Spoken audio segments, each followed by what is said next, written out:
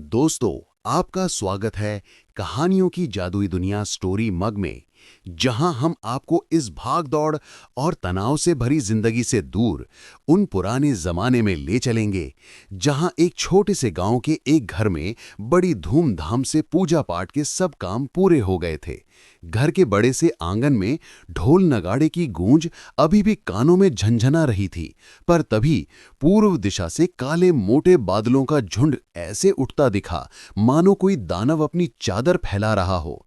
ब्रह्मदत्त ने आकाश की ओर देखा और घबराहट उनके चेहरे पर उतर आई। उन्होंने धीरे से कहा, यजमान जी, जरा जल्दी कर लीजिए, रास्ता लंबा है और ये बादलों का मिजाज कुछ ठीक नहीं लग रहा। यजमान मुस्कुराकर बोले, चिंता मत करो पंडित जी, ये ऐसे ही बादल हैं, हवा चलेगी तो उड़ जाएंगे। देखो, हवा तो चल भी रही है। पर जो दर्द अपने मन का हो, उसे दूसरा कौन समझे। ब्रह्मदत्त के मन में चिंता के बवंडर उठ रहे थे। उनकी बूढ़ी जर्जर सी कुटिया पहाड़ी के किनारे अकेली खड़ी थी। न मजबूत दीवारें थीं, न जंगली जानवरों या तूफानी बारिश से बचाव का कोई सहारा। उनकी पत्नी माया अकेली घर पर थीं और रास्ता, ओह, वो रास्ता, घना बीहड़ बियाबान जंगल, जहां रात के अंधेरे में हर पेड़ की परछाई भी डरावनी लगती है। घर पहुंचना भी आसान नहीं, पैदल चलना है और अगर मौसम बिगड़ा तो रात के सन्नाटे में वो सफर खतरनाक हो जाएगा। ढोल नगाड़े की आवाजें अब उन्हें दूर दूर सी लग रही थीं, जैसे हर गूंज बस उनकी बेचैनी को और बढ़ा रही हो। उन्होंने बचे हुए काम अनमने ढंग से निपटाए, लेकिन दिल कहीं और भटक रहा था। ब्रह्मदत्त कोई साधारण आदमी नहीं थे। गांव के लोग उन्हें न केवल विद्वान ब्राह्मण बल्कि सच्चाई और सरलता का प्रतीक मानते थे। उनके छोटे से परिवार में उनकी पत्नी माया, छोटा बेटा अशोकदत्त और बड़ा बेटा ज्वालादत्त और वे खुद थे। गांव के उस पुराने जमाने की सादी जिंदगी में पंडित ब्रह्मदत्त का परिवार अपने छोटे छोटे सुखों में ही खुश रहता था। वे कभी बड़ी लालसाओं के पीछे नहीं भागे और ना ही उनके दिल में असंतोष का कोई भाव था। पर सच्चाई यही है कि संतोष और संपन्नता एक दूसरे के विपरीत हैं। जहां संतोष है, वहां महत्वाकांक्षा का अगला कदम अक्सर थम जाता है। और यही वजह थी कि उनका जीवन बिना किसी हलचल के सीधा साधा चलता रहा। उनके दोनों बेटे ज्वालादत्त और अशोकदत्त न केवल आज्ञाकारी थे, बल्कि सुंदर, चतुर और पढ़ाई लिखाई में भी सबको पीछे छोड़ने वाले थे। आज भी जब गांव के एक संपन्न यजमान ने अपने नए घर के गृह प्रवेश के अवसर पर बड़ा यज्ञ रखा था, तो दोनों बेटों ने जिद की कि वे भी पिता के साथ चले। बच्चों के लिए ये यात्रा मानो एक छोटा सा उत्सव थी। रास्ते भर वे पेड़ पौधे गिनते रहे, पक्षियों की आवाजें सुनते रहे और यज्ञ के मंत्रों के बीच खुद भी कुछ ज्ञान के मोती भी बटोरते रहे। पंडित ब्रह्मदत्त की ख्याति चारों ओर गूंजती थी। कहा जाता था कि उनके उच्चारण से गाया गया मंत्र मानो देवताओं के कानों में सीधे उतर जाता था। इसलिए दूर दूर के गांव से लोग उन्हें बुलाने आते थे। यजमान के घर आज रिश्तेदारों और परिचितों की भीड़ थी। हर कोना दीपों की रोशनी और फूलों की खुशबू से महक रहा था। ढोल नगाड़ों की तालों और बच्चों की हंसी के बीच समय कब निकल गया, किसी ने ध्यान नहीं दिया। पर जब मंत्रोच्चार के बीच अचानक हवा का रुख बदलने लगा और दूर आसमान पर काले बादल घिर आए, तो ब्रह्मदत्त की दृष्टि क्षितिज पर टिक गई। एक हल्की सी बेचैनी उनके चेहरे पर उतर आई। उन्होंने यजमान की ओर झुककर धीमे पर दृढ़ स्वर में कहा, यजमान जी, कृपया करके जल्दी कर लीजिए, रास्ता लंबा है, जंगल सुनसान है और मौसम का मिजाज ठीक नहीं लग रहा। हमें रात होने से पहले निकलना ही होगा। यजमान ने चिंतित होकर कहा, हाँ पंडित जी, आप सही कह रहे हैं। मौसम तो बिगड़ता ही जा रहा है, बच्चे भी आपके साथ है और आपका गांव दूर है। आप चाहें तो आज रात यहीं रुक जाइए। लेकिन ब्रह्मदत्त के मन में पत्नी माया की छवि कौन थी। वो घर में अकेली होगी, हर बादल की गड़गड़ाहट पर घबराती होगी। उन्होंने दृढ़ता से सिर हिलाया और बोले, नहीं यजमान जी, हमें जाना ही होगा। मेरी पत्नी अकेले परेशान हो जाएगी। यजमान ने अनिच्छा से मान लिया, पर अपने अतिथि का मान रखते हुए उन्होंने उन्हें ढेर सारी दान दक्षिणा, खाने पीने का सामान और सूखे कपड़े बांध दिए, ताकि रास्ते में जरूरत पड़ने पर सहारा मिल सके। उस जमाने में सड़कों का जाल या सवारी के साधन नहीं थे। उस समय यात्राएं पैदल ही तय की जाती थीं और 10-12 कोस का फासला लोग बिना शिकायत तय कर लेते थे। गांव भी दूर दूर होते थे, पेड़ों और झाड़ियों से ढके हुए बीहड़ रास्ते जहां दूर दूर तक कोई इंसानी साया ना दिखे, सिर्फ हवा की सीटी और झींगरों की आवाजें कानों में गूंजती रहतीं। तीनों, ब्रह्मदत्त और उनके बेटे, मंदिर के दीपों की लौ को पीछे छोड़ते हुए चल पड़े। पर मुश्किल से 1 घंटा ही बीता था कि काले बादलों ने अपनी पूरी ताकत दिखानी शुरू कर दी। पहले हल्की फुहारें आईं, फिर देखते ही देखते मूसलाधार बारिश ने जंगल के हर पत्ते को भिगो दिया। बिजली ऐसे कड़की जैसे आकाश चीर कर धरती को छूना चाहती हो। और फिर इतनी तेज गड़गड़ाहट हुई कि तीनों के कदम रुक गए और उनके दिल दहल उठे। वे भागकर एक पुराने घने बरगद के पेड़ के नीचे जा खड़े हुए, जिसकी दूर तक फैली शाखाएं मानो उन्हें अपनी बाहों में छिपाकर बचाना चाहती हों। बरसात कुछ धीमी हुई, पर तब तक उनके कपड़े भीगकर उनके शरीर से चिपक चुके थे और ठंडी हवा की हर लहर ठंड से उनके रोंगटे खड़े कर रही थी। ये जाड़े का मौसम था। चारों ओर घोर अंधेरा छा गया था। बादल अब और भी गहरे होकर मानो आसमान को निगलने लगे थे और ठंडी हवा इतनी तेज चली कि हर पेड़ पौधा सिसकियों जैसी आवाज करता हुआ लग रहा था। पंडित ब्रह्मदत्त ने कांपते होंठों से बच्चों को संभालते हुए कहा, चलो बच्चों, तेज कदम बढ़ाओ, जितना जल्दी हो सके घर पहुंचना है। पर उनके भीतर भी एक डर लहर की तरह उठ रहा था। दूरी अभी बहुत थी और रास्ता बिल्कुल सुनसान। बारिश से भीगे कपड़े अब उनके शरीर से ऐसे चिपक गए थे जैसे कोई सांप की खाल, और हवा की हर तेज लहर उनकी हड्डियों को तीर की तरह चीर रही थी। दोनों लड़के ठंड से थरथरा रहे थे, दांत बज रहे थे, होंठ नीले पड़ गए थे और हर सांस में जैसे बर्फ का टुकड़ा उतर रहा हो। छोटे बेटे अशोक दत्त ने सिसकते हुए कहा, पिताजी, अगर थोड़ी सी आग या कोई सूखा कपड़ा मिल जाए तो जान बचे। तभी दूर कहीं काली रात के बीच हल्की सी लाल लपटें थिरकती दिखीं।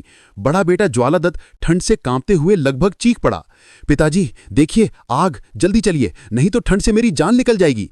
अशोक भी कांपती आवाज में बोला, हाँ पिताजी, वो जल रही है, चलिए शायद वहीं बचाव मिल जाए। ठंड से खूब कांपते ब्रह्मदत्त ने एक क्षण सोचा, पर बेटों की हालत देखकर कदम तेज कर दिए। तीनों उस दिशा में भागते हुए पहुंचे और जब करीब आए तो सामने का दृश्य देखकर उनके कदम जम गए। वो कोई आलाव नहीं बल्कि शमशान था और वहां एक चिता धधक रही थी। बरसात के चलते आग बुझ गई थी, पर जैसे ही पानी थमा, मुर्दे के परिजन फिर से अग्नि प्रज्वलित कर खुद बारिश और ठंडी हवा से बचने के लिए दूर चले गए थे।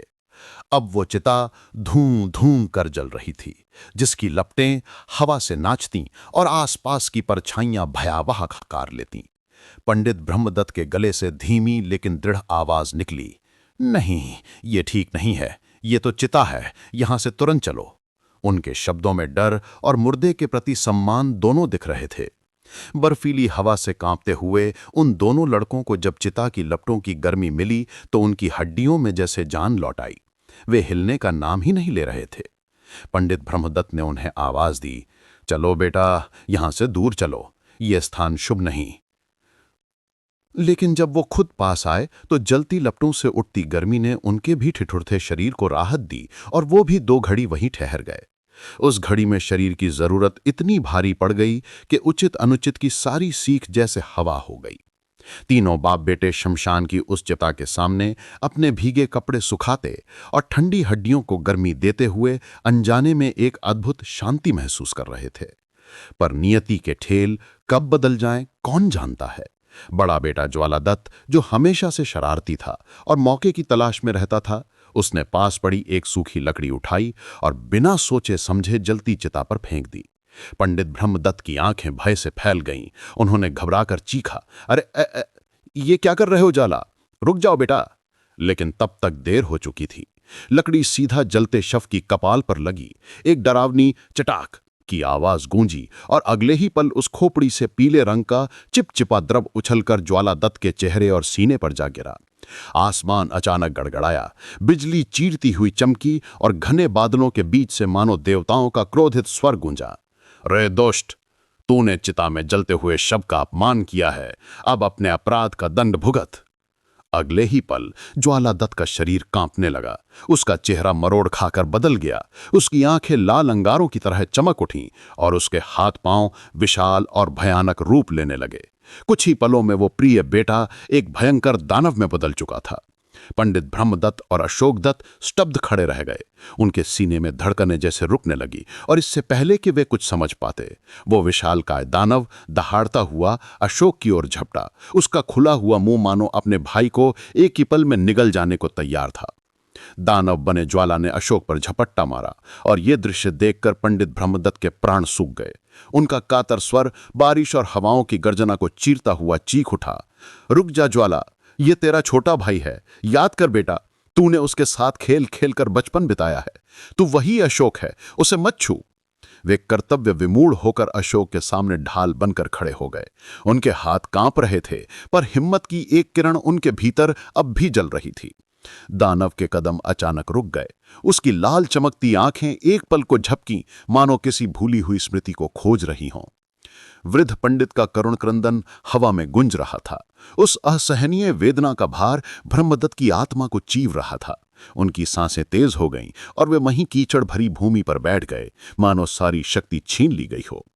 उन्होंने आकाश की ओर कांपते हाथ उठाए, आंसू उनके चेहरे पर बारिश की बूंदों से घुलकर बह चले और वे पुकार उठे, हे प्रभु, ये कैसी सजा दी आपने? मेरे पूरे जीवन के सत्कर्मों का यही फल? वो बालक नादान था, भूल कर बैठा, तो क्या उसका दंड इतना भयानक होना चाहिए? तभी गर्जन के बीच एक गंभीर अलौकिक स्वर गूंजा, कपाल को तोड़कर भंग करने वाला ये कपाल स्फोटा है। इसकी नियति में यही लिखा था, जब तक प्रारब्ध पूरा नहीं होगा ये दानव ही बना रहेगा, पर जब समय पूरा होगा और ये अपने भाई को पहचान लेगा, तब ये अपने असली रूप में लौट आएगा। अगले ही पल आकाश ने मानो क्रोध से बिजली गिराई। जंगल के पेड़ हिल उठे और वो भयंकर दानव अपने विकट अट्टहास से दिशाओं को कंपाता हुआ भारी कदमों की धमक के साथ उत्तर दिशा की ओर जंगल में गायब हो गया। पल भर में पंडित का संसार बदल गया था। कुछ ही समय पहले जो बेटे पिता के संग हंसी ठिठोली कर रहे थे, उनमें से एक अब दानव बन चुका था। पंडित ब्रह्मदत्त वहीं बैठे रहे, मन ही मन खुद को कोसते हुए। क्यों मैंने चिता के पास आने से नहीं रोका? क्यों उनकी मासूम जिद के आगे झुक गया? उन्हें लगा जैसे वे वर्षों की थकान और हजारों दुखों का बोझ एक साथ झेल रहे हों। ब्रह्मदत्त के सीने में ऐसा दर्द उठा जैसे किसी ने उनके जीवन की सारी रोशनी छीन ली हो। उनकी आंखें सोनी और बुद्धि मानो कुंद पड़ गई थी। पास ही अशोक भी स्तब्ध खड़ा था। उसकी नजरें उस दिशा पर जमी थीं जहां ज्वाला अब कपाल स्फोटा बन चुका गायब हो गया था। उनके थके हुए शरीर बहुत देर तक वैसे ही पाषाण मूर्तियों की तरह बैठे रहे। फिर धीरे धीरे भारी कदमों से, मानो हर कदम पर मन मन का बोझ हो, वे दोनों अपने घर की ओर चल दिए। भारी मन से दस्तक दी। दरवाजे पर दस्तक की ध्वनि सुनते ही भीतर से माया की प्रसन्न आवाज गूंजी। वो मुस्कुराते हुए बाहर आई और खुशी से बोली, अरे तुम दोनों आ गए। ज्वाला कहाँ है? पीछे क्यों छिपा है? ब्रह्मदत्त ने आंसुओं की बाढ़ को रोकते हुए अपने गले की कांपती आवाज को स्थिर करने की कोशिश करते हुए कहा, वो यजमान के घर ही रुक गया है, शायद थोड़ी देर से आएगा। माया ने उनके चेहरे पर छिपे दर्द को नहीं समझा, पर अशोक का कांपता स्वर और झुकी आंखें सब कुछ कह गईं। जब उसने पूरी घटना बताई तो माया के आंखों के सामने अंधेरा छा गया। वो मूर्छित होकर गिर पड़ी और होश आने पर उसका विलाप घर की दीवारों को हिला रहा था, हाय मेरा ज्वाला, हाय मेरा ज्वाला। उस दिन के बाद से वर्षों बीत गए, पर वो साल कितने असहनीय समय थे ये ब्रह्मदत्त सिवाय कौन जानता था। ज्वाला के जाने के साथ ही उनके घर से हंसी खुशी के दिन जैसे किसी ने छीन लिए हों। अब ना कोई त्योहार का उल्लास था, ना आंगन में गूंजती खिलखिलाहट। बस समय किसी घायल सांप की तरह धीरे धीरे रेंगता हुआ गुजरता रहा। जो अशोक, जो कभी अपने भाई संग रात दिन हुड़दंग मचाता, हर दीवार को अपनी शरारत से गुंजाता, अब वो चुप, गंभीर और खोया खोया रहने लगा। उसकी मुस्कान जैसे कहीं दब गई थी। दोस्तों, जैसे जैसे समय गुजरता गया, शोक की परछाइयों में पला अशोक अब एक गंभीर और आकर्षक युवक बन चुका था। उसके तेजस्वी चेहरे और मधुर स्वभाव में ऐसा जादू था कि जो भी उससे मिलता अनायास ही उसकी ओर खिंच जाता। गांव के लोग अक्सर कहते कि उसका बोलना जैसे किसी सरिता की मधुर कलकल हो और उसकी दृष्टि में ऐसी दृढ़ता है जो किसी को भी प्रभावित कर दे। वर्षों के कठोर अभ्यास ने उसके हाथों को तलवार के हर वार और मल्ल युद्ध के हर पैंतरे में निपुण बना दिया था, पर भीतर से वो अभी भी अपने खोई भाई की स्मृतियों से बोझिल था। जब एक बुजुर्ग गांव वाले ने उसे सलाह दी कि बेटा, अपने राज्य के महान राजा चंद्रकेतु के पास जाओ, तुम्हारी योग्यता को देखकर वे तुम्हें अवश्य कोई अच्छा स्थान देंगे, तो अशोक ने सुझाव मानते हुए अपने पिता ब्रह्मदत्त से आशीर्वाद लेकर यात्रा प्रारंभ की और हरे भरे खेतों, घने वनों, ऊंचे पर्वतों और कलकल करती नदियों को पार करता हुआ दिन रात की थकान झेलता अंततः राजा चंद्रकेतु के भव्य नगर में पहुंचा। नगर की ऊंची प्राचीरें, पत्थरों पर बनी प्राचीन नक्काशियां और दरबार के बाहर के विशाल द्वार जैसे किसी और ही युग की सांसें ले रहे थे। पहरेदारों ने उसके शिष्ट आचरण को देखकर उसे भीतर जाने दिया और वह स्वर्ण सिंहासन पर विराजमान राजा के सामने पहुंचा। राजा की दृष्टि उसके तेजस्वी व्यक्तित्व पर पड़ी और उन्होंने मुस्कुराकर कहा, कहो वीर, कौन हो तुम और हमारे पास किस काम से आए हो? अशोक ने विनम्र स्वर में झुककर उत्तर दिया, महाराज, मैं पंडित ब्रह्मदत्त का पुत्र अशोक हूँ। दूर गांव से आया हूँ। आपके राज्य की सेवा करने के लिए कोई काम चाहता हूँ। राजा ने थोड़ी हैरानी और उत्सुकता से कहा, अच्छा, विप्रपुत्र हो तो क्या पूजा पाठ के लिए आए हो? अशोक ने विनम्र आवाज में कहा, नहीं महाराज, मैंने तलवारबाजी और मल्ल युद्ध में विशेष अभ्यास किया है। उसी कला से आपके राज्य की सेवा करना चाहता हूँ। राजा की आंखों में कौतूहल की चमक आई। वाह, ठीक है, हम तुम्हारी परीक्षा लेंगे, तभी निर्णय करेंगे। इतना कहकर उन्होंने अपने सेवक को आदेश दिया कि इस युवक के लिए महल में ठहरने और अच्छी देखभाल की व्यवस्था की जाए। अगले दिन राजदरबार के विशाल अखाड़े में जब मल्ल युद्ध शुरू हुआ तो अशोक की फुर्ती, ताकत और रणनीति ने सभी योद्धाओं को पछाड़ दिया। दरबारियों की आंखें विस्मय से फैल गईं और जनता ने तालियों की गड़गड़ाहट से आकाश गूंजा दिया। पहली परीक्षा पास होते ही उसके तलवारबाजी के कौशल की बारी आई और जब उसने अपनी चमकती तलवार के घुमाव, पैंतरे और तेज वार दिखाए तो हर दर्शक का दिल थम सा गया और राजा चंद्रकेतु ने प्रसन्न होकर मुस्कुराते हुए कहा, यह युवक केवल योद्धा नहीं, हमारे राज्य का गौरव बन सकता है। राजा चंद्रकेतु ने हर्षित स्वर में कहा, अशोक, मैं वर्षों से ऐसे ही एक योग्य और साहसी व्यक्ति की तलाश में था जो तलवारबाजी और मल्ल युद्ध दोनों में पारंगत हो। आज मेरी ये तलाश पूरी हुई। अब से तुम मेरे अंगरक्षक होगे। फिर मुस्कुराते हुए बोले, बताओ वीर, तुम अपने परिश्रम के बदले कितना वेतन चाहोगे?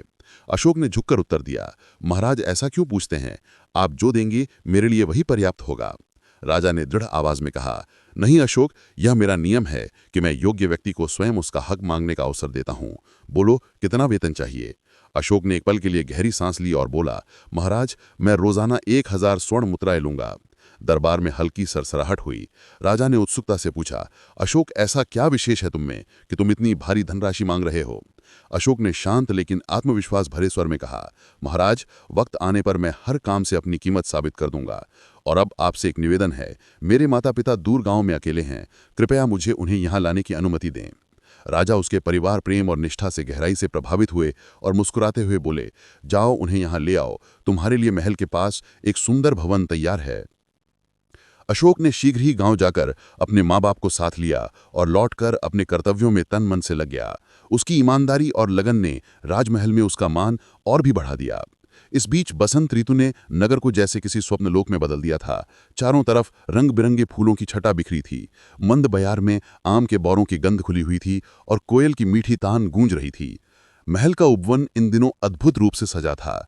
भांति भांति के फूल अपनी शोभा बिखेर रहे थे। उपवन के बीचों बीच सफेद संगमरमर की छतरी खड़ी थी। उसके चारों ओर सुगंधित क्यारियां और थोड़ी थोड़ी दूरी पर सफेद संगमरमर की कलाकृतियां खामोशी से खड़ी थीं। सबसे मोहक दृश्य वो भव्य फवारा था जिसके मध्य में 4 सुंदर अप्सराओं की मूर्तियां थीं। प्रत्येक ने अपने हाथों में घड़ा थामा था, जिनसे झरने सी जलधाराएं गिरती और फव्वारे को जीवंत कर देतीं। इसी मनोहारी दृश्य के बीच राजकुमारी लेखा अपनी सखियों के संग मंद मंद हंसती हुई सैर कर रही थी। उपवन के हर कोने से फूलों की खुशबू हवा में तैर रही थी और फव्वारे की बूंदें धूप में मोतियों सी चमक रही थीं। राजकुमारी लेखा ने अपनी सखियों से कुछ अनमनेपन से कहा, आज माली नहीं आया और मेरे कमल के फूल भी नहीं आए जिनसे मैं अपनी माला बनाता हूं। तुम में से कोई जाकर देखो, आखिर बात क्या है? तभी एक दासी जल्दी जल्दी दौड़ती आई और बोली, राजकुमारी जी, महाराज पधार रहे हैं। ये सुनकर लेखा तुरंत खड़ी हो गई। उसके गालों पर हल्की लालिमा छा गई, जैसे बसंत के आकाश में बिखरी लालिमा हो। तभी महल के मार्ग से महाराज चंद्रकेतु अपने नए अंगरक्षक अशोक के साथ उपवन में प्रवेश कर रहे थे। जैसे ही लेखा की नजर अशोक पर पड़ी, समय जैसे थम गया। उसके होंठ हल्के से खुले रह गए और दिल की धड़कन तेज हो गई। हरसिंहार के पेड़ पर बैठी कोयल ने अचानक ऊंची आवाज में गाना छोड़कर शोर मचाया और उड़ गई। उसकी उड़ान से डालियां हिली और हरसिंहार के कोमल सफेद फूल झरझर कर लेखा पर बरस पड़े, मानो स्वर्ग से कोई आशीष बरस रहा हो। उसी क्षण अशोक की दृष्टि भी लेखा से टकराई और जैसे किसी अनदेखे धनुर्धर ने प्रेम का तीर छोड़ दिया हो। निशाना सीधा और अचूक था। दोनों ही एक पल में घायल हो गए। वो बस एक क्षण था, लेकिन उसमें मानो कई जन्मों की बात कह दी गई थी। लेखा की पलकें झुकीं, फिर धीरे से उठीं और उसकी आंखों में चमकते भावों ने अशोक के हृदय को पूरी तरह अपने वश में कर लिया। अशोक के सीने में एक अजीब सी हलचल हुई। उसने महसूस किया कि उसका हृदय इस अनुपम सुंदरी के सामने हार चुका है। रूप, समय और वातावरण तीनों ने मिलकर जैसे एक जादू रच दिया था। दोनों ने अगले ही पल खुद को संभाला, चेहरे पर सामान्य भाव लाने की कोशिश की, पर भीतर के तूफान को कोई नहीं देख सका, सिवाय उन दो दिलों के जो नयनों के माध्यम से अपने संदेश एक दूसरे तक पहुंचा चुके थे। राजकुमारी लेखा ने अपने पिता महाराज को प्रणाम किया और थोड़ी नाराजगी भरे स्वर में बोली, देखिए ना पिताजी, माली आज कमल के फूल ही नहीं लाया। अब बताइए मैं अपनी माला कैसे बनाऊं? इसीलिए तो मैं दासी को भेज रही थी कि उसे बुला लूं। राजा चंद्रकेतु, जो अपनी लाडली बेटी की हर बात पर मुस्कुरा देते थे, जानते थे कि कमल के फूल लेखा के लिए सिर्फ फूल नहीं बल्कि उसके हृदय की धड़कन थे। उन्होंने कोमल मुस्कान के साथ कहा, बेटी कोई बात रही होगी तभी तो माली नहीं आ पाया। लेकिन लेखा ने हल्का सा होंठ फुलाते हुए कहा, मगर पिताजी फूल। अपनी बेटी की इस प्यारी सी जिद को राजा नकार न सके। उन्होंने मुस्कुराकर अशोक की ओर देखा और बोले, अशोक तुम ही जाओ और लेखा के लिए कमल के फूल ले आओ। ये फूल शाही तालाब से लाने होंगे। दासी तुम्हें रास्ता दिखा देगी। वही तालाब है जो इन फूलों के लिए प्रसिद्ध है। लेखा ने मधुर स्वर में हल्की आह भरते हुए कहा, काश वो अद्भुत कमल भी मुझे मिल पाते, वही जो मैंने एक बार जंगल की सैर में देखे थे। ये सुनकर राजा का चेहरा गंभीर हो गया और उन्होंने शांत स्वर में कहा, उन फूलों की चाह मत पालो बेटी। उनकी रक्षा बलाक नामक दानव करता है। किसी की खुशी के लिए किसी की जान दांव पर नहीं लगाई जाती। अशोक ने आदर से झुकते हुए पूछा, महाराज क्षमा चाहता हूं कि बीच में बोल पड़ा, पर ये कौन से फूल हैं? राजा ने गहरी सांस लेकर उत्तर दिया, जंगल के उस तालाब में खिले कमल साधारण नहीं, अद्भुत और अनुपम है। किंवदंती है कि बलाक नाम का भयंकर दानव उनकी रखवाली करता है। लेखा ने बस एक झलक देखी थी और बस उसका मन वहीं अटक गया। अशोक ने दृढ़ आवाज में कहा, महाराज मैं अनुमति चाहता हूं। राजकुमारी लेखा के लिए वे फूल लाना मेरा कर्तव्य होगा। राजा ने उसकी आंखों में झलकते साहस को देखा पर कुछ नहीं बोले। अशोक ने प्रणाम किया और धीमे कदमों से महल से निकल पड़ा। घने जंगल के सन्नाटे में जब शाम का सुनहरा उजाला पेड़ों की शाखों से छनकर जमीन पर पड़ रहा था, अशोक ने अचानक दूर चमकते तालाब को देखा। वही निषिद्ध तालाब जिसके बारे में राजा ने चेतावनी दी थी और जहां खिले हुए कमल मानो किसी दूसरी ही दुनिया के फूल हों। उसके मन में हलचल मच गई, क्योंकि यही तो मनुष्य का स्वभाव है। जहां मना किया जाए वहीं कदम खुद ब खुद बढ़ जाते हैं, जैसे वर्जित फल का स्वाद सबसे मीठा लगता हो। उसने घोड़े को एड़ लगाई और वो तेजी से जंगल के भीतर की ओर दौड़ पड़ा। कुछ ही देर में वो उस अद्भुत तालाब तक पहुंचा और उसकी आंखें विस्मय से फैल गईं। तालाब में खिले कमल किसी स्वप्न लोक के फूल जैसे थे। उनके रंग सूरज की ढलती किरणों में दमक रहे थे और उनकी खुशबू ने मानो हवा को भी मोहित कर लिया था। अशोक जैसे ही पानी में उतरने को हुआ, तभी आसमान को चीरती हुई एक कड़कदार गर्जना गूंजी। रुको, तुम्हारी इस तालाब के पास आने की हिम्मत कैसी हुई? अशोक ने चौंक कर देखा। सामने एक विशाल काय दानव खड़ा था, जिसकी आंखें अंगारों की तरह लाल थीं और जिसके हर कदम से धरती कांप रही थी।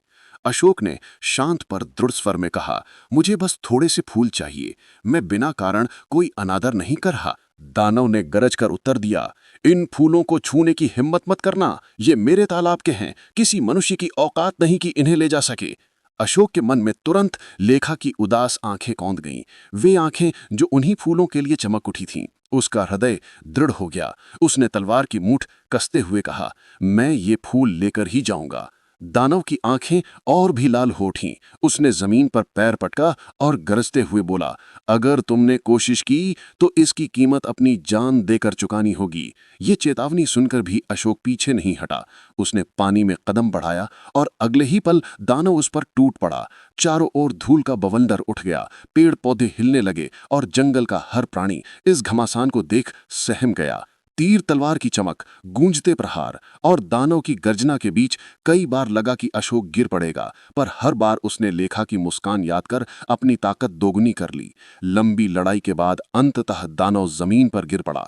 हाँफते हुए उसने सिर उठाया और गहरी आवाज में कहा, अब तक कोई मनुष्य मुझे परास्त नहीं कर सका। मैं चाहता तो अपनी मायावी शक्तियों से तुम्हें कुचल देता, लेकिन मैं ऐसे ही किसी सच्चे वीर की तलाश में था, और आज तुमने साबित कर दिया कि साहस और प्रेम दोनों से बड़ा कोई जादू नहीं होता।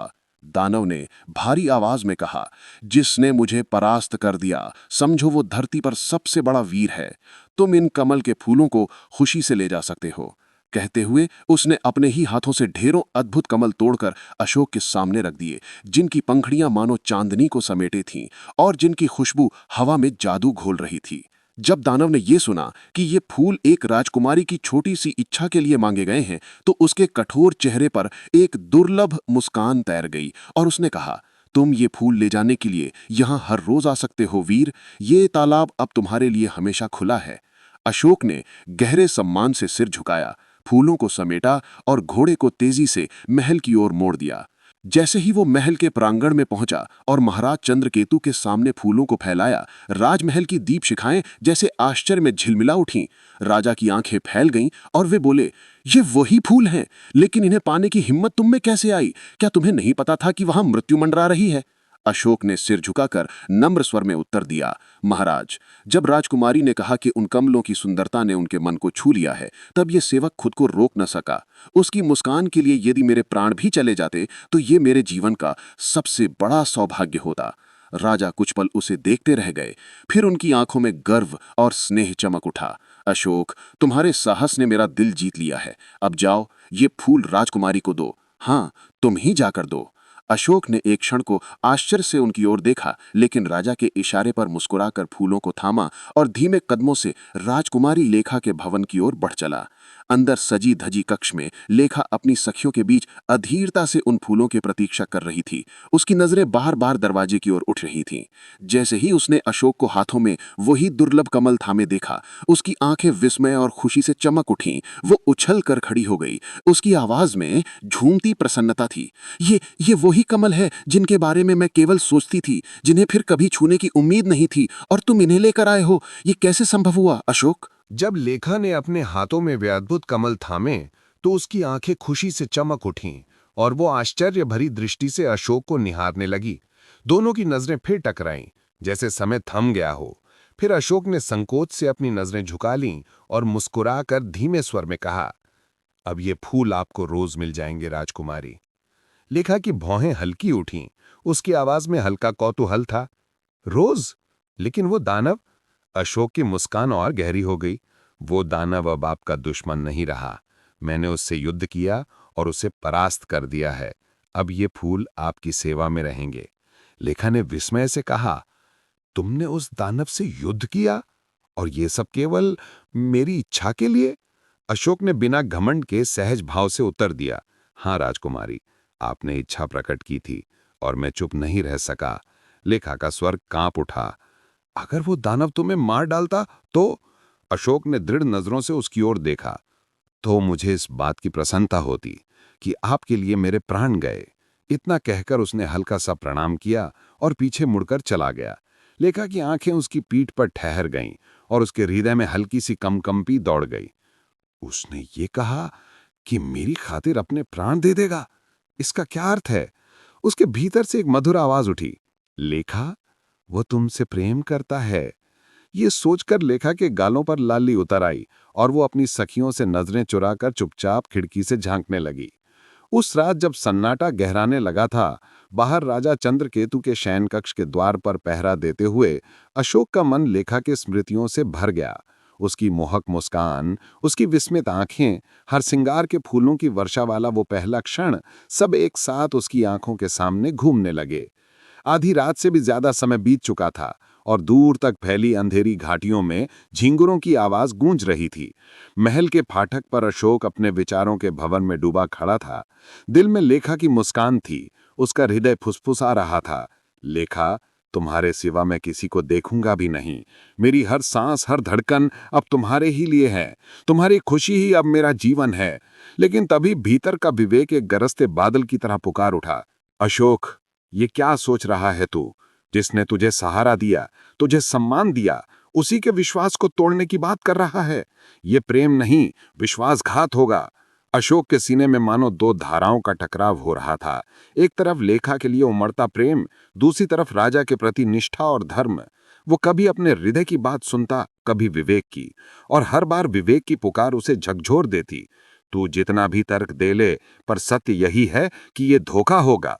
अगर ये प्रेम सच्चा है तो इसे अपने हृदय में संजो ले, पर अपने स्वामी के विश्वास को कलंकित मत कर। अशोक की आंखों में हल्की नमी तैराई, लेकिन अगले ही पल उसने अपनी मुट्ठी कस ली। उसके चेहरे पर दृढ़ता लौट आई और वो मन ही मन बुदबुदाया, ठीक है, अगर ये प्रेम ईश्वर की मर्जी से सच्चा है तो एक दिन लेखा मुझे मिलेगी, लेकिन मैं अपने धर्म से डिगूंगा नहीं। मैं अपने प्रेम को धोखे का कलंक नहीं बनने दूंगा। अचानक उस गहरे सन्नाटे को एक दर्द भरी आवाज ने चीर दिया। एक स्त्री की करों सिसकियां, इतनी गहरी और तीखी कि सुनने वाले का दिल कांप उठे। वो आवाज धीरे धीरे तेज होती गई। नींद में डूबे राजा चंद्रकेतु चौंक कर उठ बैठे। उनका चेहरा चिंता से भर गया और उन्होंने अपने पास पहरा देते अशोक को आवाज दी, अशोक, ये कैसी आवाज है? इतनी रात गए कौन इस तरह रो रहा है? क्या तुमने भी ये रोने की आवाज सुनी? अचानक फिर से एक तीखी और दर्द भरी स्त्री की सिसकियां सन्नाटे को चीरती हुई महल की दीवारों से टकराईं। राजा चंद्रकेतु बोले, अशोक, आखिर ये कैसी आवाज है? इतनी रात गए कौन रो रहा है? अशोक ने तुरंत तलवार थामी। उसकी तेज निगाहें चारों ओर दौड़ी और वो बोला, जी महाराज, मैं भी सुन रहा हूं। ये किसी स्त्री की रोने की आवाज है, पर महल के भीतर तो कोई नहीं लगता है। ये आवाज बाहर से आ रही है। फिर वो तीर की तरह बाहर निकला। महल के प्रांगण को उसने चारों तरफ से छान मारा। हर कोना, हर अंधेरा गलियारा देख डाला, पर कहीं किसी की परछाई तक न मिली। बाहर का दृश्य मानो किसी अनहोनी का संकेत दे रहा था। दूर दूर तक काला सन्नाटा फैला था। दूर कहीं सियारों की हुआ कानों में डर का कंपन भर देती। चारों तरफ फैले अंधेरे को चांद की एक किरण भी भेद नहीं पा रही थी। अशोक ने तलवार की मूठ कसते हुए गहरी सांस ली और निडर होकर आवाज की दिशा में बढ़ चला। जैसे जैसे वो आगे बढ़ता गया, रोने की आवाज और साफ और तीखी होती गई, मानो कोई स्त्री बहुत ही पीड़ा में हो। घना जंगल पार करते हुए वो आखिर उस आवाज के स्रोत तक पहुंचा तो तलवार की मूठ पर जड़े नगीने हल्की हल्की चमकने लगे और उनकी रोशनी में एक विचलित कर देने वाला दृश्य दिखाई दे रहा था। पुराने पीपल के पेड़ के नीचे एक रूपवती स्त्री बैठी हुई थी। उसके आंसुओं से धरती गीली हो चुकी थी और चांदनी के प्रकाश से चमक रही थी। उसी पेड़ की शाख से एक पुरुष का निर्जीव शरीर लटका झूल रहा था, जैसे किसी ने उसे फांसी दी हो।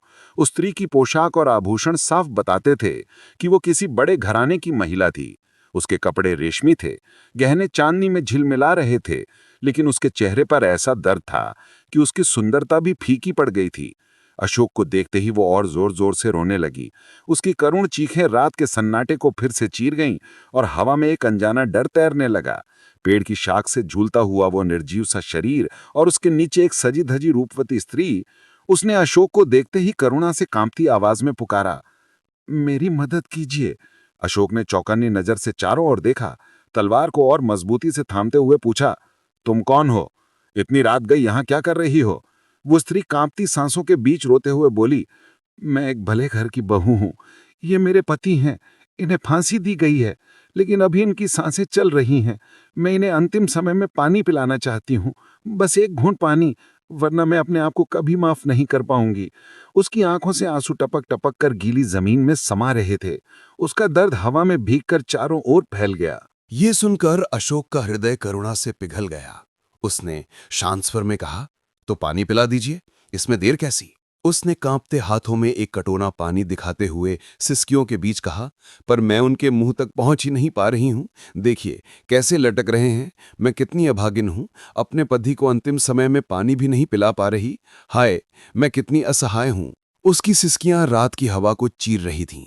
अशोक के मन में एक क्षण को संशय कौंधा, लेकिन स्त्री का दर्द देखकर उसने पूछा, तो फिर क्या उपाय है? पानी कैसे पिलाया जा सकता है? उसने सिसकियां रोकते हुए धीरे से कहा, एक उपाय है। यदि आप थोड़ा झुक जाएं तो मैं आपकी पीठ पर चढ़कर उन्हें पानी पिला सकती हूं। बस यही आखिरी उपाय है। अशोक कुछ क्षण के लिए चुप हो गया। चारों तरफ सन्नाटा था। दूर कहीं सियारों की हुआ हुआ गूंज रही थी और हवा पेड़ों की डालियां हिला रही थी। फिर उसने मन ही मन सोचा, मानवता से बढ़कर कोई धर्म नहीं। अगर मरते हुए इंसान को पानी पिलाना पाप से बचा सकता है तो ये पुण्य का काम होगा। अगर ये प्यासा ही मर गया तो उसकी आत्मा मुझे भी कभी माफ नहीं करेगी। उसने गहरी सांस लेकर तलवार एक ओर रखी, धीरे धीरे झुकते हुए कहा, ठीक है, आओ मेरी पीठ पर चढ़कर अपने पति को पानी पिला दो। वो रूपवती स्त्री जिसने अशोक से मदद की प्रार्थना की थी, अचानक उसके प्रति इतनी आभारी और प्रसन्न दिखाई दी कि उसकी आंखों से जैसे आशीर्वाद बरसने लगे। वो गदगद स्वर में बोली, भगवान आपको इसका फल देगा, आप सचमुच बहुत अच्छे और धर्मप्रिय इंसान हैं। उसकी आवाज में इतनी मिठास और श्रद्धा थी कि अशोक का हृदय भी पिघल गया। आशीर्वाद देते हुए वो धीरे धीरे अशोक की पीठ पर चढ़ गई। उसके सजीले आभूषण अंधेरे में हल्की सी खनक पैदा कर रहे थे। अशोक सावधानी से झुका रहा और उसने तलवार को एक ओर रखा।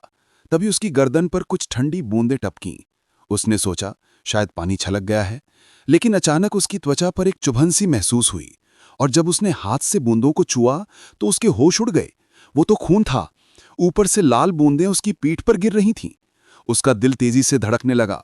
उसने घबराकर सिर उठाया और जो दृश्य सामने था उसने उसकी सांसें रोक दीं। जो स्त्री कुछ क्षण पहले अपने पति के लिए करुणा से रो रही थी, वही अब उस लटके हुए शव को दांतों से नोच नोच कर खा रही थी। उसका मुंह खून से लथपथ था और उसकी आंखों में एक डरावनी चमक थी। ये विभत्स नजारा देख अशोक की रीढ़ में सिहरन दौड़ गई। उसका वीर हृदय भी एक पल को जम सा गया, लेकिन अगले ही क्षण वो तीर की तरह खड़ा हो गया।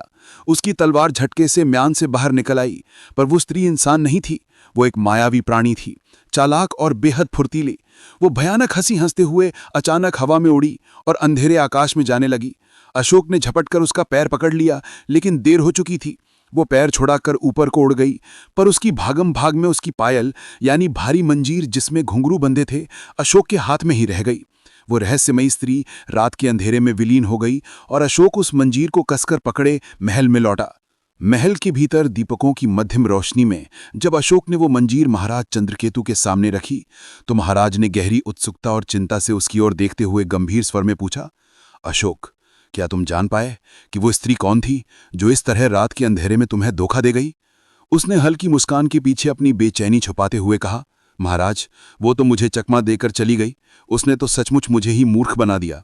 महाराज की भौहें सिकुड़ गई और उन्होंने हैरानी से पूछा, अरे ऐसा कैसे हुआ? अशोक ने अपनी उत्तेजना रोकते हुए लेकिन अब भी तेज स्वर में पूरी बात बताई। महाराज, रात के सन्नाटे में जो स्त्री करुणा से रो रही थी, उसने कहा कि उसका पति फांसी पर लटका है और अंतिम समय में उसे पानी पिलाना चाहती है, पर वो उसकी ऊंचाई तक नहीं पहुंच पा रही, तो उसने मुझसे प्रार्थना की कि मैं झुक जाऊं और वो मेरी पीठ पर चढ़कर उन्हें पानी पिला दे।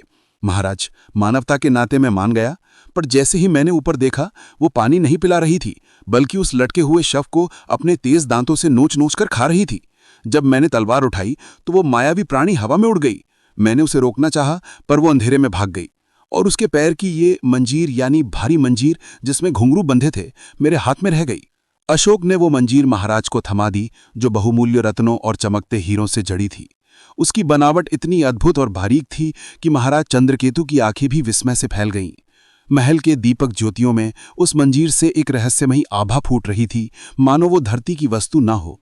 रानी ने जब उसे देखा तो उसकी सुंदरता से मंत्रमुग्ध होकर बोली, महाराज, ये तो अद्भुत है, कृपया इसकी जोड़ी की दूसरी मंजीर भी मंगा दें, मैं इसे पहनना चाहती हूँ। राजा ने तुरंत राज्य के सभी प्रसिद्ध सुनारों को बुलवाया। कुछ समय बाद सुनार आए। उन्होंने मंजीर को उलट पुलट कर परखा। उनकी आंखों में विस्मय और हल्का भय उमड़ आया। सबसे वृद्ध सुनार कांपती आवाज में बोला, महाराज, आप ये मंजीर कहाँ से लाए? राजा ने आश्चर्य से कहा, क्यों, इसमें ऐसा क्या है जो तुम्हें इतना विचलित कर रहा है? सुनार ने सिर झुकाकर गंभीर स्वर में उत्तर दिया, महाराज, ये मंजीर इस धरती की नहीं है। हमारे राज्य में तो क्या, इस पूरी दुनिया के किसी सुनार के पास इसकी बराबरी की चीज नहीं मिलेगी। निश्चित ही ये किसी दूसरे लोक की वस्तु है। महल के विशाल प्रांगण में दीपकों की मंद रोशनी अब भी झिलमिला रही थी। जब महाराज चंद्रकेतु ने सुनारों के विदा होते ही गहरी सांस ली। उनके चेहरे पर विस्मय और चिंता दोनों झलक रहे थे, क्योंकि सारे कारीगर एक ही स्वर में कह गए थे कि ये मंजीर ना तो इस धरती की है और ना ही वो इसकी जोड़ी बना सकते हैं, बल्कि ये तो किसी देवलोक या दानवलोक की अद्भुत कृति प्रतीत होती है। रानी के चेहरे पर निराशा की लकीरें उभर आईं। उनकी आंखों में वो मंजीर किसी मोहक रत्न की तरह बस चुकी थी और उन्होंने अधीर होकर कहा, महाराज, ये तो कुछ भी बात नहीं हुई। ये मंजीर तो जैसे मेरे मन में उतर गई है। काश इसकी जोड़ी भी हमारे पास होती। आप बताइए, ये आपको मिली कहाँ से? महाराज ने शांत स्वर में उत्तर दिया, ये तो अशोक ने मुझे ला कर दी है। अशोक का नाम सुनते ही रानी की आंखों में चमक लौट आई। वो मुस्कुराकर बोली, अरे वही अशोक, वही जिसने लेखा के लिए कमल के फूल लाकर अपना साहस दिखाया था। वो तो बड़ा ही निडर और समझदार युवक है। आप उसी से कहिए ना कि वो इसकी दूसरी मंजीर भी लाकर दे। महाराज ने हल्की हंसी के साथ सिर हिलाया। रानी जी, आप भी कम नहीं हैं। ये कोई मामूली बात है क्या? वो बेचारा कहाँ से लाएगा इसे? ये तो शायद किसी डाकिनी या मायावी प्राणी की चीज है। खैर, मैं उससे कहकर देखता हूं। ये कहकर वो दरबार की ओर बढ़ गए और कुछ ही देर बाद अशोक को बुलाकर बोले, अशोक, अब तुम्हें इस मंजीर की दूसरी जोड़ी लाकर देनी होगी ताकि रानी की इच्छा पूरी हो सके। कर पाओगे? अशोक ने बिना पल भर गवाए झुककर कहा, जैसी आज्ञा महाराज की। और जब मंजीर उसके हाथ में आई तो उसकी रहस्यमयी चमक ने एक अजीब सी थरथराहट पैदा कर दी। अशोक सोचते सोचते अपने घर पहुंचा और उसने मंजीर अपने वृद्ध पिता ब्रह्मदत्त को दिखाई, जिनकी आंखों ने दुनिया के अनगिनत रंग देखे थे। अशोक के मन में विश्वास था कि उनके अनुभवों से शायद कोई सुराग, कोई प्राचीन कहानी या भूली बिसरी दास्तान मिलेगी जो इस रहस्य को सुलझाने का रास्ता दिखा सके।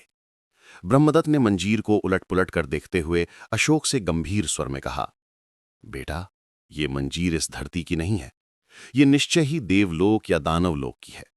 देवता कभी लाश को काटकर नहीं खाते, तो समझ लो ये किसी दानवी प्राणी का काम है। वही स्त्री थी और यही उसकी निशानी है। अमावस्या के दिन तुम नरमांस लेकर उसी पेड़ के पास जाओ और फिर जोर जोर से पुकारना, नरमांस चाहिए। याद रखना, दानव नरमांस की गंध से खींचे चले आते हैं। तब से अशोक के मन में एक अजीब डर और उत्सुकता बैठ गई थी। उसने हर ओर से सुराग खोजने की कोशिश की, लेकिन कोई जानकारी नहीं मिली और अब उसके पास पिता की बताई युक्ति मानने के सिवा कोई उपाय न था। जैसे जैसे अमावस्या पास आई, उसका दिल तेजी से धड़कने लगा और उस रात जब चारों ओर काली स्याही जैसी अंधेरी चादर फैली थी, अशोक ने एक मुर्दे को ढूंढा, उसे कंधे पर रखा और गहरे सन्नाटे में उस पेड़ की ओर चल पड़ा। हर कदम के साथ पेड़ों की शाखाएं जैसे उसकी राह रोकने को बढ़ रही थीं। जंगली जानवरों की दूर से आती आवाजें और कहीं कहीं टिमटिमाती जुगनू की रोशनी माहौल को और रहस्यमय बना रही थी। जब आधी रात बीत चुकी थी, वो पेड़ के पास पहुंचा और कांपते स्वर में पुकारा, नरमांस चाहिए किसी को, नरमांस चाहिए। उसकी आवाज गहरे अंधेरे में गूंज उठी। फिर उसने दोबारा पुकारा और तभी उसके पीछे अचानक छम छम की हल्की झनकार और एक ठंडी खिलखिलाहट गूंजी, जिसने उसकी रीढ़ में सिहरन दौड़ा दी। उसने झटके से पीछे मुड़कर देखा। वही स्त्री, वही चेहरा जो पहले मासूम और करुण लगा था, अब अंधेरे में उसकी आंखें अंगारे सी चमक रही थीं। वो मुस्कुराई और मधुर पर डरावनी आवाज में बोली, हाँ हाँ, मुझे नरमांस चाहिए। अशोक का दिल जोर जोर से धड़कने लगा, लेकिन उसने हिम्मत जुटाकर कहा, तुम्हें नरमांस मिलेगा, पर इसके बदले में तुम्हें मुझे कुछ देना होगा। स्त्री ने आंखें सिकोड़ते हुए अधीरता से पूछा, क्या चाहिए तुम्हें, जल्दी बताओ। अशोक ने स्थिर आवाज में कहा, तुम्हारी मंजीर, उसकी जोड़ी दो, तभी ये मुर्दा तुम्हें मिलेगा। एक पल के लिए उसका चेहरा कठोर हुआ, फिर उसने बिना सोचे अपने दोनों पैरों की मंजीर उतारी और लगभग झपटते हुए बोली, लो ये मंजीर, अब जल्दी से मुझे मुर्दा दो। अशोक का दिल तेजी से धड़क रहा था जब उसने देखा कि स्त्री ने जो मंजीर उसे दी थी वो भी उतनी ही अद्भुत और बेजोड़ थी जैसे पहली थी। पर उसने मुर्दे को पीछे खींचते हुए दृढ़ स्वर ने कहा, नहीं, मुझे ये मंजीर नहीं चाहिए। फिर अपनी झोली से पहली मंजीर निकालकर उसे दिखाते हुए बोला, मुझे इसकी जोड़ी चाहिए, वही मंजीर जिससे ये जोड़ी पूरी हो। स्त्री की आंखें एक पल के लिए हैरानी से फैल गईं, फिर वो अचानक खिलखिलाकर हंस पड़ी। उसकी हंसी गहरे जंगल के सन्नाटे को चीरती हुई एक अजीब डरावनी गूंज पैदा कर रही थी। तुम सच में बहुत चालाक हो, वो बोली। तुमसे चतुराई में जीतना मुश्किल है, पर यह भी मेरी ही थी जो तुमने पहले पाई। ये तो तुम्हारे उस दिन के काम का बदला था जब तुमने मेरी मदद की थी। लेकिन अशोक ने दृढ़ता से कहा, नहीं, मैं वही मंजीर चाहता हूं जो इसकी असली जोड़ी है। स्त्री ने हल्की सी मुस्कान के साथ उत्तर दिया, तो वो मेरे पास यहां नहीं है। उसके स्वर में हल्की चुनौती झलक रही थी। अशोक के मन में एक पल को विचार आया कि महाराज को सूचित कर ले, पर उसने तुरंत सोचा कि अगर वो गया तो ये स्त्री यहां से गायब हो जाएगी और वो सदा के लिए उस मंजीर से हाथ धो बैठेगा। महाराज ने उसे आदेश दिया था कि मंजीर लानी ही है, तो अब पीछे हटने का कोई प्रश्न नहीं था। उसने तलवार की मूठ को हल्के से दबाते हुए निर्णय लिया और बिना हिचकिचाहट के कहा, तो मैं तुम्हारे देश चलूंगा, हर हाल में मुझे ये मंजीर चाहिए। स्त्री की आंखों में एक अजीब चमक आई। उसने मुर्दे को झपट कर लिया, बड़े चाव से उसका मांस खाने लगी। फिर डकार भरते हुए बोली, ठीक है, तुम वाकई साहसी हो, अब चलो मेरे साथ। उसने अशोक का हाथ थामा और अचानक अपने पैरों की झनकार के साथ आसमान की ओर उड़ चली। देखते ही देखते अशोक ने महसूस किया कि उसकी देह जैसे हल्की हो गई है। वो बादलों को चीरते हुए तारों के बीच से गुजरते हुए किसी अनजान लोक की ओर बढ़ रहा है। जब उसने नीचे देखा तो धरती ओझल हो रही थी और कुछ समय बाद उसके सामने एक ऐसा देश दिखाई दे रहा था जिसकी उसने कल्पना तक नहीं की थी। आकाश के नीचे चमकते नीले और सुनहरे रंगों के महल, झरनों की तरह बहती रोशनी की नदियां और दूर दूर तक फैली हुई जंगली परियों जैसी आकृतियां दिखाई दे रही थीं। उसने सोचा था कि दानवों का देश अंधेरी गुफाओं और भयानक चेहरों से भरा होगा, पर यह तो किसी अद्भुत सपनों की दुनिया जैसा लग रहा था। मणिमाणिक्य से जड़े ऊंचे ऊंचे तोरण द्वार आसमान को छूते प्रतीत होते थे और हर दिशा में ऐसी अद्भुत नक्काशीदार इमारतें खड़ी थीं जिनकी भव्यता ने अशोक की सांसें थाम दी। वो तो हमेशा दानव लोक को अंधेरी गुफाओं, भयानक आकृतियों और डरावनी चुप्पियों का घर मानता आया था, पर यहां तो उल्टा ही नजारा था। पथरीली गलियों की जगह चमकते सफेद पथ थे। चारों ओर सुरम्य उपवन फैले थे जिनमें चांदी की झीलों जैसे सरोवर थे, जिनके स्वच्छ जल पर सफेद हंस कतारों में तैर रहे थे और कमल के फूल ऐसे खिले थे जिन्हें अशोक ने धरती पर कभी नहीं देखा था। बड़े बड़े सरोवरों में जल परियों जैसी आकृतियां मछलियों की तरह फिसलती दिख रही थीं। दूर धुएं की लकीरों और रुई के फालों जैसे बादलों के बीच पर्वतों की चोटियां उभर रही थीं और हल्की सी धुंध इस अद्भुत लोक को एक रहस्यमय आवरण दे रही थी। अशोक ने अपनी आंखें मलीं और मन ही मन बुदबुदाया, ये देवलोक है या दानवलोक? तभी वो स्त्री उसे साथ लिए एक विशाल भवन के सामने आकर रुकी, जहां के द्वार रत्न जटित थे और दरबान किसी मूर्तिवत अचल खड़े थे। उसने दरबान से कहा, महामहिम को सूचित करो कि मैं उसे लेकर आ गई हूं। ये सुनकर अशोक के पैरों के तले की जमीन खिसक गई।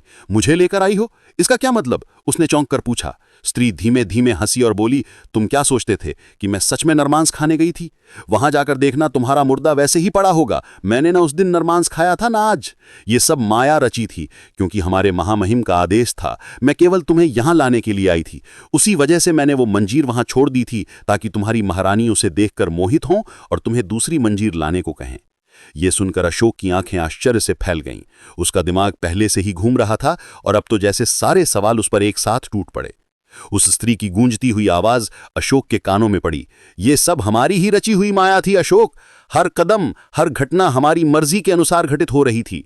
तुम्हें यहां बुलाने का मार्ग हमने ही बनाया, तुम्हारी महारानी को हमने ही मोहित किया और तुम्हारे आने का आदेश दिलवाया ताकि रास्ता हमारे लिए खुल जाए।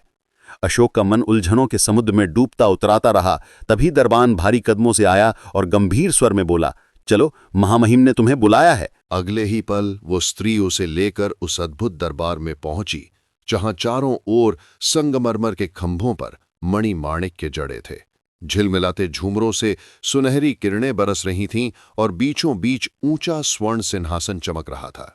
उस पर विराजमान था एक विशालकाय, चौड़े कंधों वाला पुरुष, जिसके सिर पर स्वर्ण मुकुट दमक रहा था और शरीर बहुमूल्य आभूषणों से सुसज्जित था। उसकी आवाज बादलों की गरज जैसी गूंजी, आओ अशोक दत्त, आओ, हमारी नगरी में तुम्हारा स्वागत है। हम तुम्हारी ही प्रतीक्षा कर रहे थे। उसकी गरिमा और शक्ति के आगे अशोक का सिर स्वतः झुक गया और उसे ससम्मान एक मखमली गद्दी पर बैठाया गया। जब वो बैठा तब असुरराज ने धीमे पर दृढ़ स्वर में कहा, अब हम तुम्हें बताना चाहते हैं कि तुम्हें यहां क्यों बुलाया गया है।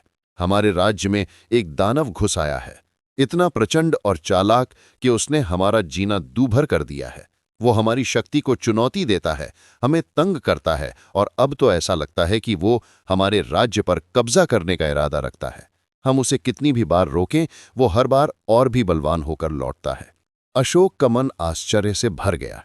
इतना विशाल और बलशाली असुरराज, जिसकी नगरी स्वर्ग से सुंदर थी, और ये शिकायत कि वो किसी दानव से हार रहा है। उसने संकोच और विस्मय से कहा, महामहिम, ये कैसे संभव है? मैं तो धरती का एक साधारण प्राणी हूं। आप जैसे पराक्रमी असुरराज यदि किसी से भयभीत है तो वो आपके सामर्थ्य को कैसे चुनौती दे सकता है? और मैं तो उसकी बराबरी करने का सोच भी नहीं सकता। ये सब मेरे समझ से परे है। असुरराज ने धीमे स्वर में कहा, सुनो अशोक, अब मैं तुम्हें अपना बीता हुआ रहस्य बताता हूं, जो बहुत पुराने दिनों की बात है। उसकी आंखों में एक अजीब सा दर्द चमक उठा और दरबार का शोर जैसे एकदम थम गया। वो समय था जब मैं, अलंबक असुरराज, आकाश के विशाल मार्गों से बेफिक्र उड़ता फिरता था, अपने सामर्थ्य और अभिमान में डूबा हुआ।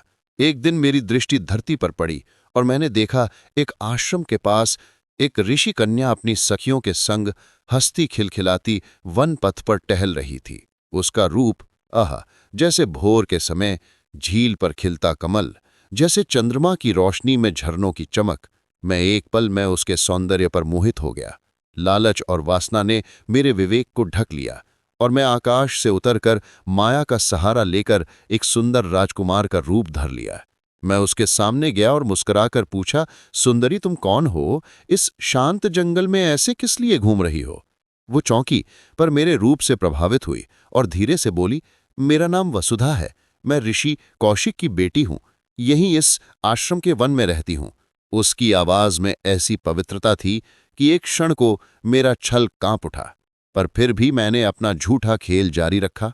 मैं अलंबक हूं, एक राजकुमार, दूर देशों से आया हूं। धीरे धीरे हमारे बीच बातों के बहाने से मुलाकातें होने लगीं और हर बार मैं उसे अपने झूठे प्रेम के जाल में उलझाता गया। वसुधा का मासूम दिल धीरे धीरे मेरे मायावी आकर्षण में फंस गया। एक दिन चांदनी रात के सन्नाटे में, जब पेड़ों की शाखाएं हवा में झूल रही थीं, मैंने गंधर्व विवाह का प्रस्ताव रखा।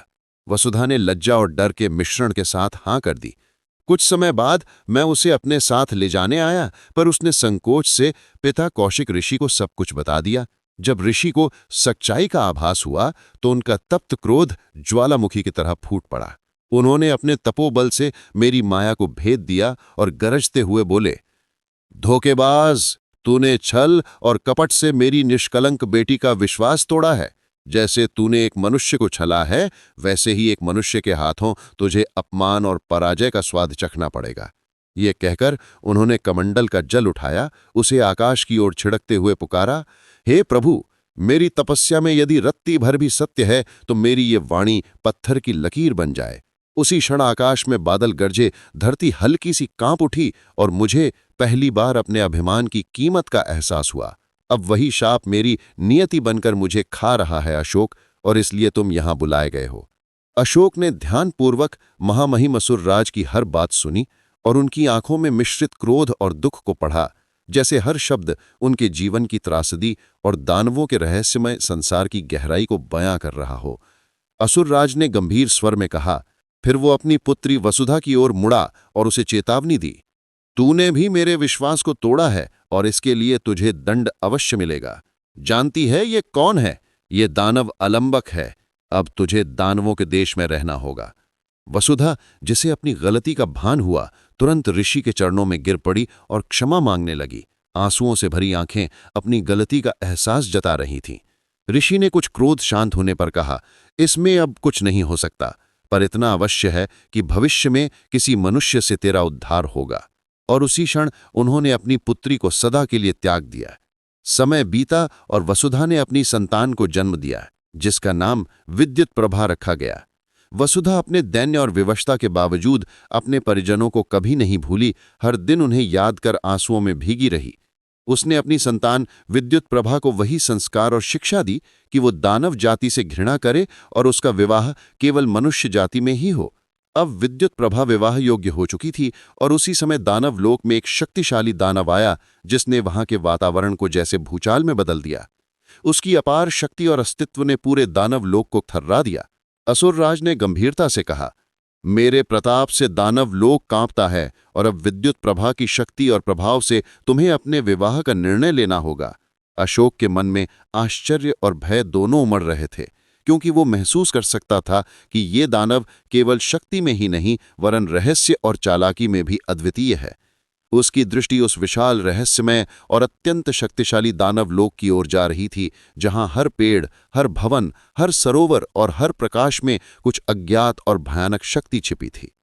अशोक की सांसें तेज हो गईं, मन में एक अजीब सी बेचैनी उठने लगी, क्योंकि अब उसे न केवल विद्युत प्रभा और मंजीर का रहस्य सुलझाना था, बल्कि इस दानव की शक्ति का सामना भी करना था। अशोक के कानों में वसुधा की बात गूंज रही थी, मैंने तुम्ही को चुना है। ये सुनकर उसका दिल जैसे थम गया। मन ही मन उसने सोचा, ये कैसे संभव है? वो तो लेखा से प्रेम करता है और उसने प्रतिज्ञा की है कि उसके सिवा कभी किसी के बारे में सोचेगा भी नहीं। अशोक ने अपने मन में तय किया कि अभी अपनी भावनाओं को व्यक्त नहीं करना चाहिए, नहीं तो मंजीर का रहस्य अधूरा रह सकता है। उसने गहरी सांस ली और ठान लिया, सबसे पहले दानव की समस्या निपटानी है, उससे लड़ना है, फिर विवाह और प्रेम की बात बाद में सोचेंगे। पहले महाराज को मंजीर सुरक्षित पहुंचाना है। ये सुनकर असुरराज अलंबक के चेहरे पर प्रसन्नता झलक उठी और उसने कहा, ठीक है अशोक, जल्दी करने की जरूरत नहीं है। सबसे बड़ी चुनौती तो कपाल स्फोटा नामक दानव है, उसे हराना है। अशोक ने गंभीरता से पूछा, उस दानव का नाम क्या है? अलंबक ने गंभीर स्वर में कहा, कपाल स्फोटा। ये नाम अशोक के कानों में जैसे किसी हथौड़े की तरह गूंजने लगा। उसका हृदय तेजी से धड़कने लगा। उसे अपने भाई ज्वालादत्त की याद आई, वो बचपन की वो घटना जब ज्वाला ने गलती से चिता में लकड़ी डाली थी और उसी के कारण दानव बनने का भयानक रूप ग्रहण किया। अशोक की आंखों में आंसू और गुस्से का मिश्रण था। उसने ठान लिया कि यही कपाल स्फोटा वही ज्वालादत्त है जो अब दानव के रूप में अत्याचार कर रहा है। उसने अपने मन में दृढ़ निश्चय किया, ठीक है, मैं कपाल स्फोटा से युद्ध करूंगा और उसे हराऊंगा, उसमें चाहे जितनी भी शक्ति और रहस्य छुपी हुई क्यों न हो। अशोक ने दृढ़ता से कहा, ठीक है दैत्यराज, आपका कार्य मैं पूरा करूंगा, लेकिन पहले मुझे महाराज चंद्रकेतु को मंजीर पहुंचानी है। मैं उन्हें पूरी कहानी बताकर इजाजत ले लूंगा, तभी मैं आपका काम सही मन से कर पाऊंगा। आधे अधूरे मन से किया गया कार्य कभी सफल नहीं होता। मुझे अनुमति दीजिए ताकि मैं इस मंजीर की दूसरी जोड़ी देकर आ सकूं और अपने राजा का आदेश पूरा कर सकूं।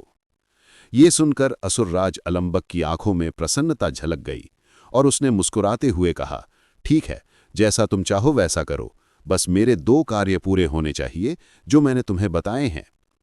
अशोक ने दृढ़ता से उत्तर दिया, मैं अपने वचन का पक्का हूं, मेरी प्रतिज्ञा अटल है। यहां से जाने के बाद भी मैं लौटूंगा और अपना कार्य पूरा करूंगा। अलंबक ने उसे साथ लेकर अपने महल में प्रवेश कराया और दासी को आदेश दिया कि वो इस मंजीर की दूसरी जोड़ी तुरंत ले आए। थोड़ी ही देर में दासी ने दूसरी मंजीर लेकर आकर अशोक को थमा दी और अब उसके पास दोनों मंजीरें पूरी तरह से जोड़ी बन चुकी थी। अलंबक ने उत्साहित स्वर में प्रस्ताव रखा, चलो मैं तुम्हें अपने खास उद्यान की सैर करवाऊं। अशोक उनके पीछे पीछे उद्यान में पहुंचा और जैसे ही उसने चारों ओर नजर दौड़ाई, उसकी आंखें चौंधिया गईं। विशाल उद्यान में हरियाली की समुद्री लहरें फैल रही थीं। रंग बिरंगे पुष्पों की खुशबू हवा में घुली हुई थी और बीच में एक चमकता हुआ सरोवर था जिसकी स्वच्छ जल में सफेद हंस तैर रहे थे और कमल के फूल खिले हुए थे। सरोवर के चारों ओर रंग बिरंगे पत्थर और कीमती मणियों से जड़े तोरण द्वार, छोटे छोटे पुल और झरने बिखरे हुए थे। चारों ओर हल्की धुंध रहस्यमय वातावरण बना रही थी और सूरज की किरणें जैसे पानी और फूलों पर नाच रही थीं। अशोक इस अद्भुत दृश्य को देखकर हैरान रह गया। उसकी धड़कन तेज हो गई और वो सोचने लगा कि इतनी सुंदरता, इतनी विशालता और शांति। अशोक अपनी आंखों पर विश्वास नहीं कर पा रहा था। उसे लग रहा था कि ये सब हकीकत है या कोई अद्भुत सपना। लेकिन सामने जो दृश्य था वो इतना जीवंत और भव्य था कि उसकी सांसें थम सी गईं।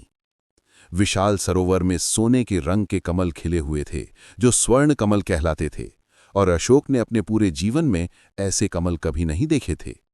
उनकी चमक, उनकी भव्यता और पानी में परावर्तित होती धूप, सभी कुछ जैसे जादू सा प्रतीत हो रहा था। अलंबक इस दृश्य का उत्साह देखकर झूम रहा था और कहने लगा, इनकी एक ही विशेषता नहीं है अशोक, ये रंग बदलते हैं, हर दिन नए रंग में खिलते हैं और कभी कभी तो सब रंग एक साथ चमकते हैं।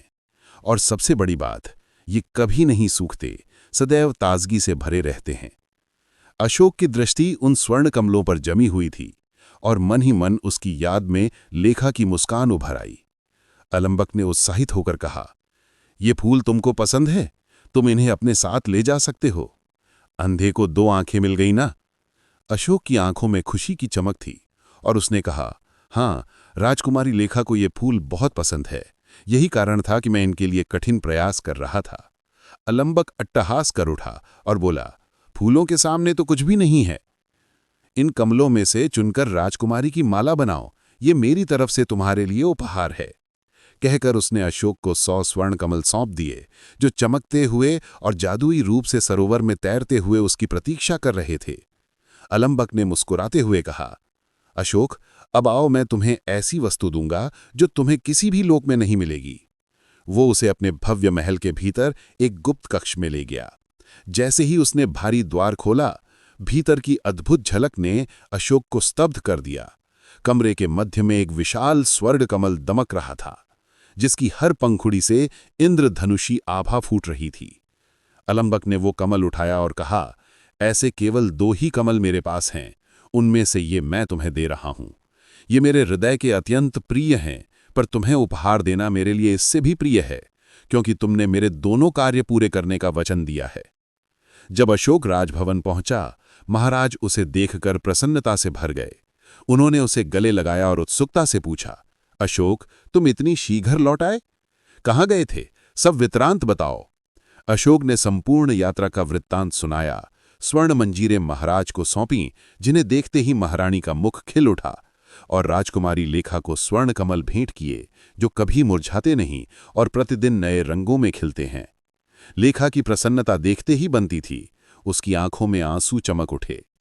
अंत में अशोक ने वो अद्भुत विशाल स्वर्ण कमल महाराज को प्रस्तुत किया। उसकी पंखुड़ियों से निकलती सतरंगी आभा ने कक्ष को जगमगा दिया। हर बार घुमाने पर उसका रंग बदलता। महाराज मंत्रमुग्ध हो गए। उन्होंने हर्ष से अशोक को गले लगाकर कहा, अशोक, मैंने तुम्हारी कई परीक्षाएं लीं और हर बार तुमने खुद को योग्य सिद्ध किया। ये अंतिम परीक्षा थी और तुमने इसे भी सफलता से पूरा किया। मेरी सबसे बड़ी चिंता रही है कि मेरे बाद मेरी प्रजा सुखी रहे। मेरा कोई पुत्र नहीं है, इसलिए मैं चाहता हूं कि ये राज्य किसी योग्य, साहसी और दयालु व्यक्ति को मिले, और वो व्यक्ति तुम हो। मैं राजकुमारी लेखा का विवाह तुमसे करना चाहता हूं। ये सुनकर एक क्षण को लगा जैसे उसकी टांगें जवाब दे देंगी, पर उसने खुद को संभाला और हल्की मुस्कान के साथ कहा, ठीक है महाराज, जैसी आपकी आज्ञा। जल्दी ही वो लोग हुए पहाड़ी के पास पहुंचे, जहां पर कपाल स्फोटा रहता था। अलंबक की गगनभेदी ललकार गूंजी, कपाल स्फोटा, जहां भी छिपा बैठा है बाहर निकल, आज तेरा अंत निश्चित है, देख तुझसे मुकाबला करने कौन आया है। उसकी गर्जना से धरती तक कांप उठी। पहाड़ी की ओर से अचानक एक भयानक धमाका हुआ और एक विशालकाय दानव कपाल स्फोटा गरजता हुआ बाहर निकला। उसके पैरों की धमक से जमीन फटने सी लगी, हाथ में भारी तलवार चमक रही थी। वो दानव बिजली सी गति से अशोक की ओर लपका। अशोक भी अपनी तलवार संभाली। उसकी आंखों में निडर संकल्प चमक रहा था। जैसे ही कपाल स्फोटा ने अशोक को देखा, मानो समय थम गया। उसके विशाल शरीर की रेखाएं धुंधली होने लगीं, चेहरा विकृत से बदलकर मानवीय कोमलता में ढलने लगा।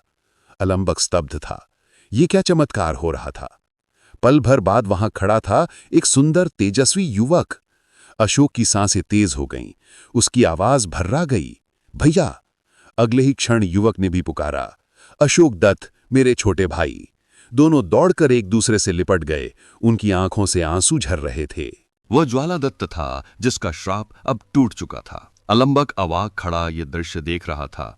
अशोक ने अलंबक को सारा वृत्तांत सुनाया, कैसे ज्वाला ने गलती से चिता में कपाल तोड़ दिया था और श्रापग्रस्त होकर कपाल स्फोटा बना था। अब श्राप की अवधि पूरी हो गई थी और उसका असली रूप लौट आया। तीनों महल लौटे। अलंबक ने मुस्कुराकर कहा, तुम दोनों भाई बातें करो, सुबह मिलेंगे। अशोक, तुम्हें दूसरा वचन निभाना है। वो चला गया। दोनों भाई देर रात तक अपने पिछले दिनों की बातें करते रहे। बचपन की शरारतें, माँ पिताजी की यादें, हर स्मृति जैसे लौट आई थी। अंततः वे निद्रा की गोद में चले गए। सुबह जब अशोक जागा तो ज्वाला वहां नहीं था। ओह, मैं सोता रह गया, ज्वाला घूमने निकल गया होगा, उसने सोचा और खुद भी उद्यान की ओर चल पड़ा। अलंबक का वो अद्भुत उद्यान आज पहले से भी अधिक मोहक लग रहा था। तभी अचानक हंसी के स्वर उसके कानों में पड़े, खिलखिलाती हंसी और धीमी धीमी बातें। उसने झाड़ियों के पीछे झांककर देखा। ज्वाला और विद्युत प्रभा साथ बैठे बातें कर रहे थे। अशोक धीरे से और आगे बढ़ा।